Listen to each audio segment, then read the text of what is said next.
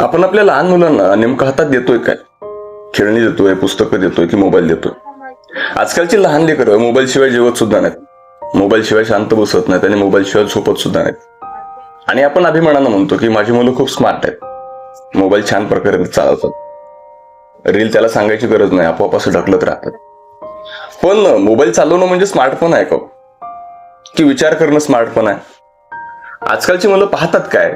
तर रील पाहत असते. विचार करा, रील पाहत असताना पहिली रील मोटिवेशनल असते, दुसरी रील कॉमेडी असते, तिसरी रील इमोशनल असू शकते. पण एकाच मिनिटात 3-3 भावना त्या मनामध्ये निर्माण होत असतील, मग त्याला कळत नाही की हसावं, रडावं की उत्साही व्हावं. हा मेंदू गोंधळून जात नसेल का? लहान मुलांचा मेंदू अजून तयार होत असतो, त्यांची भावनिक समज ही अजून वाढत असते. पण आपण त्यांच्या हातामध्ये देतोय काय? तर दर 15 सेकंदाला बदलणारी दुनिया त्याच्या हातामध्ये देतोय. याचा परिणाम काय होतोय माहितीये? त्यांच्या आयुष्यामध्ये एकाग्रता कमी होत चाललेली आहे, चिडचिड वाढलेली आहे, खऱ्या आयुष्यामध्ये आनंद कमी वाटतोय, झोप बिघडते आहे, अँझायटी वाढते आहे. कारण त्यांना सतत डोपामिनची सवय लागलेली असते आणि मग शांत बसणं त्यांना शिक्षा वाटत असते. आता काही दिवसांपूर्वी एक फोटो चर्चेमध्ये आलेला होता की नरेंद्रजी मोदी यांची एलन मस्क यांच्या मुलांनी भेट घेतली होती. ते ज्या वेळेला भेटले त्यावेळेला त्या दोन्ही मुलांच्या हातामध्ये मोबाईल नव्हता, त्यांच्या हातामध्ये पुस्तकं होती आणि त्यांचं वय असेल 8-9 वर्ष. त्यापैकी एका मुलाच्या हातामध्ये the secret of mental math नावाचं पुस्तक होतं. जगातल्या सर्वात मोठ्या टेक्नॉलॉजी उद्योजकाचा मुलगा आणि त्याच्या हातामध्ये स्क्रीन नाही, मोबाईल नाही, पुस्तक आहे. मागे कुठल्या तरी इंटरव्ह्यू मध्ये एकदा स्टीव्ह जॉब्स सुद्धा असं म्हणाले होते की त्यांची मुलं मोबाईल वापरत नाहीत.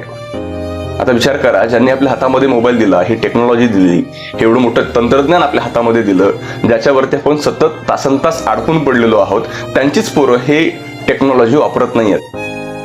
आज भावना सुद्धा स्क्रीनवरच्या झालेल्या आहेत. आता काही मित्रांचा तुम्ही स्टेटस पाहिलं असेल बघा, व्हॉट्सअपवरचं. व्हॉट्सअप उघडून बघा की पहिल्या स्टेटसला श्रद्धांजलीची पोस्ट असते, तिथून एवढं 5-10 मिनिटांमध्येच कुणाला तरी वाढदिवसाच्या शुभेच्छा दिलेली स्टेटस असू शकतं, किंवा 2-3 सेकंदामध्ये ह्या भावना ज्या आहेत त्या लोकांच्या बदलत चाललेल्या आहेत. कारण आपण भावना जगणं बंद केलंय, आपण भावना स्क्रोल करतोय.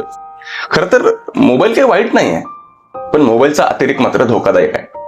प्रश्न टेक्नॉलॉजीचा नाही, प्रश्न नियंत्रणाचा आहे. आपण आपल्या मुलांना वेळ देतोय का? आपण त्यांच्यासोबत बसतोय का? आपण त्यांच्याशी मनापासून बोलतो का? मुलांच्या हातामध्ये मोबाईल देणं सोपं आहे हो, पण वेळ देणं कठीण आहे. मोबाईल शांत करतो पण प्रेम घडवत नाही. मोबाईल आपल्याला माहिती देण्याचं काम करतो, पण कुटुंब हे संस्कार देण्याचं काम करत असतं. आज आपण निर्णय घ्यायचा आहे की आपण आपल्या मुलांना स्क्रीनमध्ये वाढवणार आहोत की संस्कारामध्ये वाढवणार आहोत. आजपासून आपण एक छोटासा बदल करून बघूयात. स्क्रीनचा टाइम कमी करूयात आणि फॅमिली टाइम जास्त देऊयात. खरं पाहायला गेलं तर या सगळ्या गोष्टींमुळे कदाचित आपल्या मुलांचं बालपण वाचेल आणि आपल्या घरातली माणुसकी सुद्धा वाचेल.